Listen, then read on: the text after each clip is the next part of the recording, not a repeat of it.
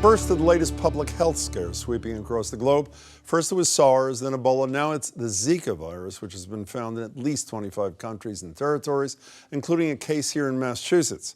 This week, the World Health Organization declared the outbreak an international health emergency, only the fourth time the WHO has done that. So, how concerned should we be here? Joining me to separate the facts from the hysteria are Juliette Kayyem. Juliette's a Homeland Security expert and host of the Security Mom podcast here at GBH, which is great, by the way. Nice to see you, Juliette. Monica Burrell is the commissioner of the Massachusetts Department of Public Health. Commissioner, it's great to see you, too. Can I start with you, just get some facts on the table? What actually is this thing? How is it communicated? The basics, if you would.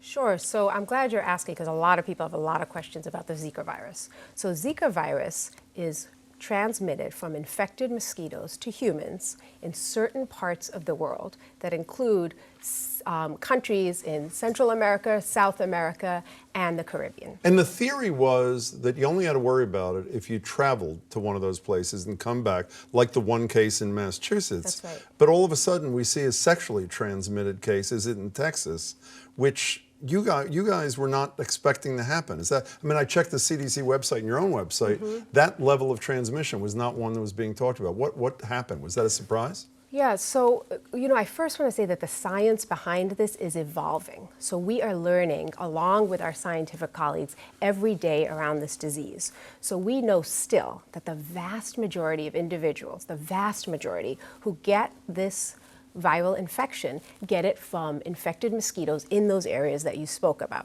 There have been rare cases, reports of transmission that is sexual. And the one from Texas is credible, from what I understand, yes? Correct. A couple of more basics. No vaccine, is that also correct? There's no vaccine at this time. And symptoms, what should people be looking for if they do have somebody that comes back, let's say, from Central or South America or one of those places? Yeah. Sure. So the symptoms that people feel, so remember that the vast majority of people who even get infected have no symptoms. So most individuals don't get sick and feel nothing. A smaller number, about 20%, have a fever, maybe a rash, some pink eye.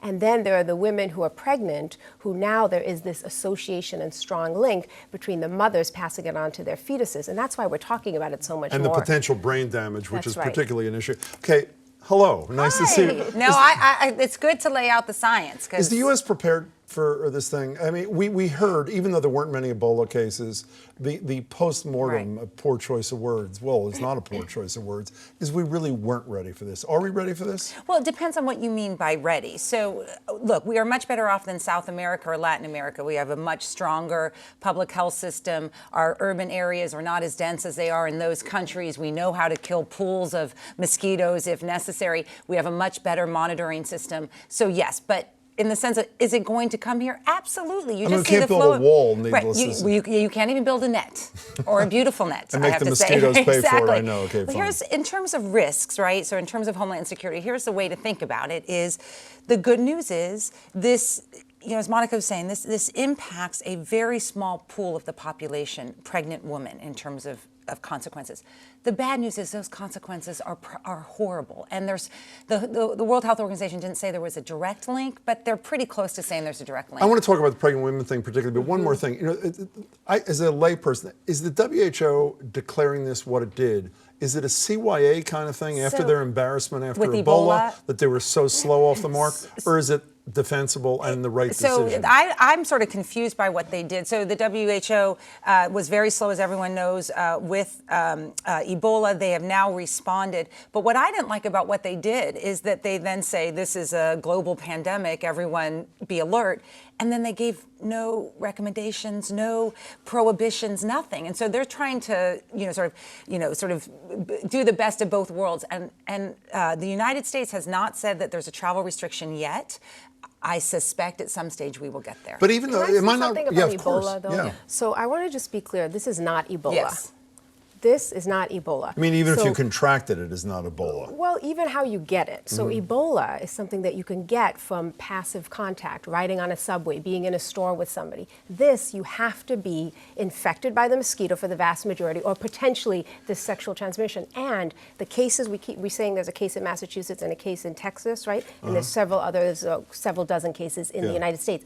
They are all related to people who went to those affected areas. So the mosquitoes that we're talking about don't breed heavily in Massachusetts. What if a mosquito that would even bit an cause infected this. person in the United States and then went and bit somebody else? Is that a way to communicate or no? So there is a mosquito to human to mosquito Yeah. transmission, but those mosquitoes aren't in America, right? So they're not in Got it. Massachusetts for someone to get infected. Can we talk that way. about pregnant women for a second? El Salvador is one country of, I think, a growing number, is urging its own women not to get pregnant. Correct me if I'm wrong. Has the Mass DPH, your department, not recommended that pregnant women not travel to these areas? Is that correct? So our advisory for pregnant women in Massachusetts, which follows in line with the CDC's recommendation, is an advisory against traveling to affected areas If you're for a pregnant pregnant women. woman, yeah. Yes, and if they must travel, to take the precautions that we should all be taking to avoid mosquito bites, like multiple layers and using repellent, et cetera.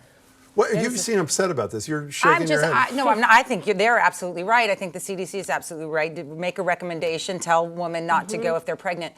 No, it's just frustrating in these countries that don't give women access to contraceptions, that don't have abortion rights, that don't have basic public health schools. Heavily Catholic countries, heavily I should Catholic, to know. say to women, well, just don't get pregnant for the next 2 years. Yeah, okay, that's helpful. Like, that's not a public health policy. That's not a homeland security policy. That's like crossing your fingers, wishful thinking.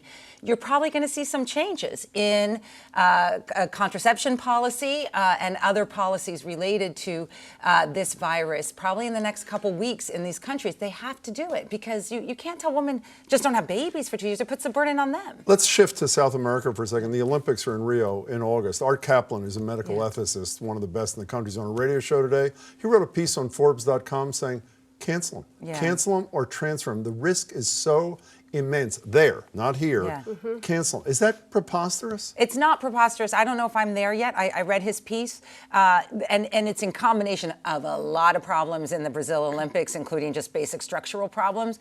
But if I were the IOC, I would begin to be calling London. Would you be I know that's not your jurisdiction, but I should they understand. seriously look at it? I think the point there is, again, that the science is evolving. Just think about in the last few weeks how much we've learned, right? So is it sexually transmitted or not? What happens to babies? Is it associated or not? We'll learn a lot more before that. You know, I don't know if this is your area of expertise, but I've been doing a lot of research. Why don't we eradicate all mosquitoes? I'm reading Nature magazine today. We know malaria, we know all these. Apparently, the experts say that while they do have a role in the ecosystem, it would be filled pretty quickly by another organism. Why isn't this international? I'm not joking. Yeah, Why no, is I there hear not an you. international campaign to get rid of mosquitoes? So, and if you think about the burden of disease around the world, that's from things like malaria and dengue and now chikungunya and Zika.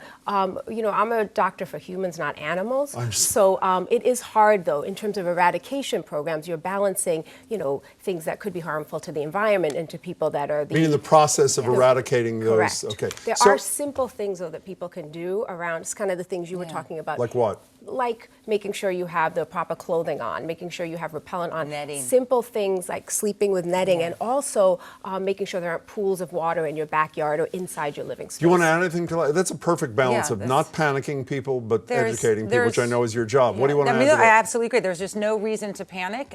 But on the other hand, there's a bunch of countries that need to solve this problem, and part of it will be about reproductive rights and abortion rights. It's great to see you, Great to Juliet. see Thank you you. so much. Thank Commissioner, you. it's a pleasure. Thanks Thank so you so much. much for Take being care. here.